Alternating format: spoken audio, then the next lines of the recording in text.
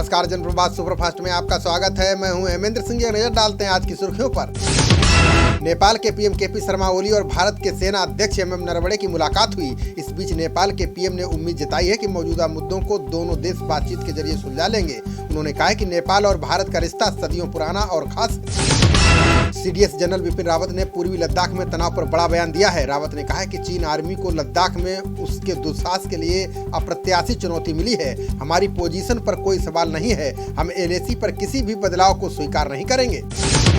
पश्चिम बंगाल दौरे पर गृहमंत्री अमित शाह ने दक्षिणेश्वर काली मंदिर में पूजा अर्चना की। शाह ने कहा कि बंगाल स्वामी विवेकानंद, श्री अरविंद और ठाकुर रामकृष्ण की धरती है, लेकिन दुर्भाग्य से इस जमीन को तुष्टीकरण की राजनीति से कलंकित किया जा रहा है। बाढ़ नौसैनिक युद्ध अभ्यास का आज आखिरी दिन है, जिसमें बंगाल की खाड़ी में विशाखापट्टनम के पास उन्नत किस्म के हथियारों से ताबड़तोड़ फायरिंग की गई। इस संयुक्त सैन्य अभ्यास में भारत के अलावा अमेरिका, जापान और ऑस्ट्रेलिया शामिल है। सुप्रीम कोर्ट की चीफ जस्टिस की अध्यक्षता वाली खंडपीठ ने दिल्ली एनसीआर में प्रदूषण के मामले पर सुनवाई दिवाली की छुट्टियों तक टाल दी है। सुनवाई के दौरान सीजेआई ने कहा कि शहर में प्रदूषण की समस्या पर नियंत्रण पाना सरकार की जिम्मेदारी है। सुप्रीम कोर्ट ने बड़ी कंपनियों के चीन से हुए करार रद्द करने की मांग की याचिका पर सुनवाई की। याचिका में कहा गया है कि एक ओर चीनी ऐप पर प्रतिबंध लगाया गया है, वहीं दूसरी ओर कई निजी कंपनियों ने चीन के साथ बड़े समझौते किए हैं, लिहाजा इन्हें रद्द किया जाना चाहिए। बिहार चुनाव के बीच सीएम नीतीश कुमार ने पार्टी के कोर ग्रुप की बैठक बुलाई है। चर्चा है कि सीएम नीतीश इस बैठक में राजनीति से अपने रिटायरमेंट को लेकर बातचीत कर सकते हैं। बता दें कि सभी उनके राजनीति से संन्यास को लेकर अलग अलग प्रतिक्रियाएं दे रहे हैं।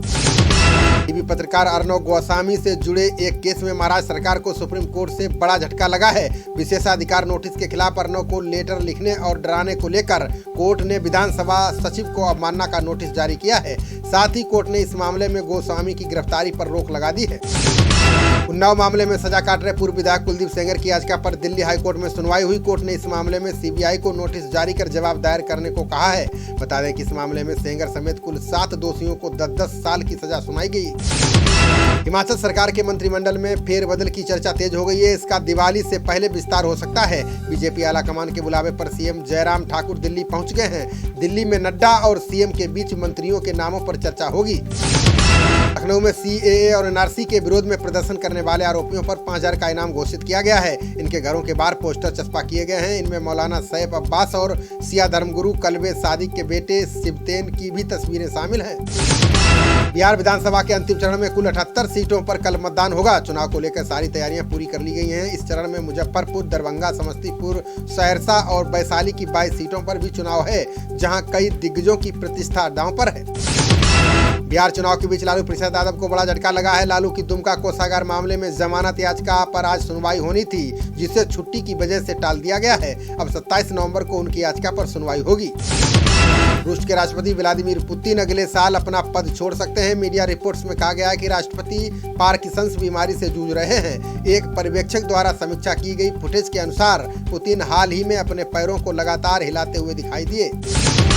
सहकारी संस्था नेफेड ने 15,000 टन आयातित प्याज की आपूर्ति के लिए आदेश जारी किए हैं। नेफेड ने कहा है कि इससे घरेलू बाजार में उपलब्धता बढ़ेगी और कीमतें काबू में रहेंगी। नेफेड ने आगे कहा है कि प्याज को बंदरगाह से सीधे शहरों को भेजा जाएगा। यूपी के आगामी विधानसभा चुनावों में गठबंधन को लेकर शिवपाल यादव ने अपने पत्ते खोल दिए हैं। प्रसपा अध्यक्ष शिवपाल यादव ने साफ कर दिया है कि विधानसभा चुनाव के लिए प्रसपा और सपा के बीच गठबंधन होगा। दोनों पार्टी मिलकर विधानसभा चुनाव लड़ेंगी। हाईकोर्ट ने दिल्ली बवाल के आरोपी ताहिर हुसैन को पार्षद के रूप में आयोग ठहराए जाने के फैसले पर रोक लगा दी है। उत्तर पूर्वी दिल्ली में भड़के सांप्रदायिक बवाल के लिए ताहिर को पुलिस ने गिरफ्तार किया था। वो दर्जन भर मामलों में जेल में बंद है। कोरोना संक्रमित अधिकारी के संपर्क में आने के बाद पंजाब के सीएम कैप्टन अमरिंदर सिंह ने खुद को क्वारंटीन कर लिया है। सीएम के होम क्वारंटीन होने की वजह से उनके सारे कार्यक्रम रद्द कर दिए गए हैं। सीएम ने हाल ही में दिल्ली के जंतर मंतर पर धरना प्रदर्शन किया था। दिल्ली बवाल मामले में उमर खालिद और अन्य के खिलाफ केस चलाने के लिए दिल्ली सरकार और गृह मंत्रालय ने स्वीकृति दे दी है। खालिद को दिल्ली पुलिस ने बवाल के मामले में यूएपीए के तहत गिरफ्तार किया था। यूएपीए के तहत केस चलाने के लिए मंजूरी लेनी जरूरी होती है। महाराष्ट्र के मुख्यमंत्री उद्धव ठाकरे ने यूपी के सीएम योगी को चुनौती दी है। उन्होंने कहा कि अगर हिम्मत है तो वो फिल्म सिटी को यूपी में ले जाकर दिखाएं। बता दें कि कुछ महीने पहले सीएम योगी ने कहा था कि वे सबसे बड़ी फिल्म सिटी यूपी में बनाएंगे। जम्मू कश्मीर के पुलवामा में सुरक्षा बलों को बड़ी कामयाबी मिली है। जवानों ने मुठभेड़ में एक दहशतगर्द को ढेर कर दिया है, जबकि एक ने आत्मसमर्पण कर दिया। इस दौरान नागरिक की भी जान चली गई। बता दें कि खुफिया इनपुट के बाद तलाशी अभियान चलाया गया था। कांग्रेस नेता जितिन प्रसाद ने खट्टर सरकार के निजी नौकरियों में 75% हरियाणा के युवाओं को आरक्षण देने के विधेयक पर हमला बोला है। उन्होंने कहा कि विधेयक से यूपी, बिहार, बंगाल जैसे प्रदेशों के युवाओं के हितों पर डाका डालने का कुत्सित प्रयास किया गया है। प्रियंका गांधी ने यूपी में बिजली बिल में बढ़ोतरी के मुद्दे को लेकर योगी सरकार पर निशाना साधा है। उन्होंने आरोप लगाया कि राज्य में बढ़े हुए बिल एवं बिजली मीटरों का आतंक व्याप्त है। उन्होंने आग्रह किया है कि किसानों को आधे दाम पर बिजली मुहैया कराई जाए। राजधानी दिल्ली में कोरोना की तीसरी लहर के बीच सीएम केजरीवाल ने बड़ा बयान दिया है। उन्होंने कहा कि संक्रमण रोकने के लिए मास्क लगाने का प्रचार प्रसार किसी आंदोलन की तरह किए जाने की जरूरत है। उन्होंने कहा कि जब तक दवा नहीं आती तब तक मास्क ही दवा है।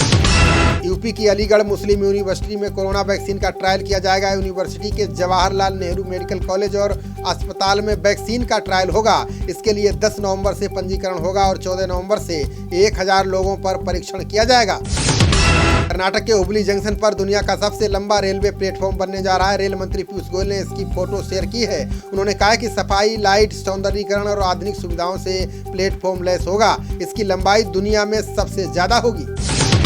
हरियाणा विधानसभा में निकता कांड पर प्रस्ताव लाया गया है। चर्चा के दौरान गृह मंत्री अनिल विज ने कहा कि निकता के मामले में लव जिहाद के एंगल से भी जांच हो रही है। वहीं नेता विपक्ष भूपेंद्र हुड्डा ने कहा है कि निकता के परिवार को न्याय दिलाना सरकार की जिम्मेदारी है। चीन ने आज 13 उपग्रहों को सफलतापूर्वक कक्षाओं में स्थापित करा दिया है। चीन की एक समाचार एजेंसी की रिपोर्ट के मुताबिक इसमें 10 उपग्रह अर्जेंटीना के हैं। इसे विदेशी उपग्रहों का सबसे बड़ा प्रक्षेपण माना जा रहा है, जो चीन को करोड़ों डॉलर दिला सकता है। सैन्य अधिकारियों की आधी पेंशन काटने के मामले को लेकर कांग्रेस ने मोदी सरकार पर हमला बोला है। सुरजेवाला ने कहा कि मोदी सरकार सेना के अधिकारियों के साथ धोखा कर रही है, सैन्य अफसरों के हितों पर कुठाराघात कर रही है, पेंशन काटकर सेना का मनोबल गिरा रही है। केंद्र सरकार ने अब तक 4 करोड़ से ज्यादा फर्जी राशन कार्डों को रद्द कर दिया है। इन आंकड़ों को उपभोक्ता कार्य, खाद्य एवं सार्वजनिक वितरण मंत्रालय ने जारी किया है। मंत्रालय ने इनको रद्द करने की वजह कार्ड धारकों की सही पहचान नहीं होना बताया है। WHO ने विश्व स्वास्थ्य सभा की वर्चुअल बैठक की, जिसमें कोरोना संकट को लेकर WHO ने पूरी दुनिया को आगाह किया है। WHO ने कहा कि अब सभी देशों को कोरोना के बाद दूसरी महामारी के लिए भी तैयार रहना चाहिए। सुप्रीम कोर्ट ने आजम खान के बेटे अब्दुल्ला को बड़ी राहत दी है। शीर्ष अदालत ने हाईकोर्ट के आदेश पर रोक लगाते हुए स्वार विधानसभा सीट पर उपचुनाव का आदेश स्थगित कर दिया है। बता दें कि हाईकोर्ट ने अब्दुल्ला की विधायकी रद्द करते हुए उपचुनाव का आदेश दिया था। खट्टर सरकार ने अपने हरियाणा संगठित अपराध नियंत्रण विधेयक को वापस ले लिया है। इस विधेयक को संशोधन के बाद फिर से सदन में लाया जाएगा। इस विधेयक में शामिल कुछ धाराओं को हटाया जाएगा और नई धाराएं जोड़ी जाएंगी। जम्मू कश्मीर की पूर्व सीएम महबूबा मुफ्ती ने बीजेपी पर जमकर हमला बोला है। उन्होंने कहा कि केंद्र सरकार की चीन के सामने बोलती बंद हो जाती है। चीन भारत के एक बड़े हिस्से पर कब्जा करके बैठा हुआ है, लेकिन किसी मंत्री की हिम्मत नहीं है कि वे चीन का नाम लें। कर्नाटक की येदियुरप्पा सरकार दिवाली के दौरान पटाखों के इस्तेमाल पर प्रतिबंध लगाएगी। सीएम येदियुरप्पा ने कहा है कि हमने पटाखों के प्रतिबंध पर चर्चा की है। हम दीपावली के दौरान पटाखों पर प्रतिबंध लगाने का फैसला कर रहे हैं। जल्द ही इस संबंध में आदेश जारी होगा। महाराष्ट्र के शिक्षा मंत्री वर्षा गायकवाड़ ने 10वीं और 12वीं कक्षाओं की परीक्षाएं मई 2021 से पहले नहीं कराने का ऐलान किया है। उन्होंने कहा कि कोरोना महामारी की स्थिति लंबी चलने की आशंका है। उन्होंने कहा है कि सिलेबस पूरा कराने और परीक्षा कराने के मुद्दे पर चर्चा की गई है। तेलंगाना के कृषि मंत्री ने एनसीपी प्रमुख शरद पवार से मुलाकात की। पवार ने इसे एक औपचारिक मुलाकात बताया। उन्होंने कहा कि कृषि क्षेत्र से संबंधित मुद्दों पर, चुनौतियों पर चर्चा हुई है। कृषि विकास के लिए नवीन कृषि विधियों पर विचार साझा किए। कांग्रेस नेता नवजोत सिद्धू ने किसानों के आंदोलन के बहाने केंद्र पर हमला बोला है। सिद्धू ने कहा कि अगर हमने आज पीठ दिखा दी या इस्तीफा दे दिया होता तो राष्ट्रपति शासन लागू हो जाएगा, जिससे उस केंद्र का राज आ जाएगा जिसके खिलाफ आज पूरा पंजाब एक होकर खड़ा है। सरकार ने प्रांतीय पुलिस सेवा संवर्ग के अधिकारियों को दिवाली से पहले तोहफा दे दिया है। सीएम योगी ने कहा कि अधिकारियों को अपर पुलिस अधीक्षक के अलग अलग ग्रेड पे में प्रमोशन दिया गया है। इसमें 52 अधिकारियों को प्रमोशन दिया गया है। उत्तराखंड के कानपुर से बीजेपी विधायक प्रणव चैंपियन वायरल ऑडियो से एक बार फिर विवादों में आ गए हैं। वायरल ऑडियो को चैंपियन का बताया जा रहा है। इसमें चैंपियन की आवाज में ही बीजेपी की छात्र यूनिट एबीपी के कार्यकर्ता को धमकियां देते सुनाई दे रहे हैं। मध्य प्रदेश उपचुनाव के नतीजों से पहले पूर्व सीएम कमलनाथ ने शिवराज सरकार पर खरीद फरोख्त का आरोप लगाया है। पूर्व सीएम ने कहा कि उपचुनावों में पहली हार को सुनिश्चित देखते हुए भाजपा ने सौदेबाजी और बोलियां लगाने की राजनीति फिर से शुरू कर दी है। हिमाचल के ऊना की दियोली सहकारी सभा में करीब 11 करोड़ 70 लाख के गबन मामले में बड़ी कार्रवाई की गई है। ऊना के एसपी ने जांच में देरी और लापरवाही बरतने के मामले में इंस्पेक्टर को निलंबित कर दिया है। साथ ही एसपी ने प्रभारी चिंतपूर्णी को जांच सौंपी है। बैंक ऑफ इंडिया का वित्त वर्ष 2020-21 की दूसरी तिमाही का संचयी लाभ दोगुने से अधिक हो गया है।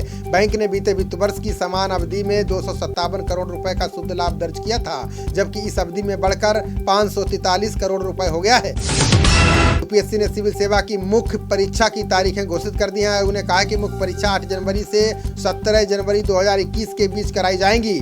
इसके लिए चयनित अभ्यर्थियों को ऑनलाइन DAF भरना होगा। इसकी अंतिम तारीख 11 नवंबर रखी गई है।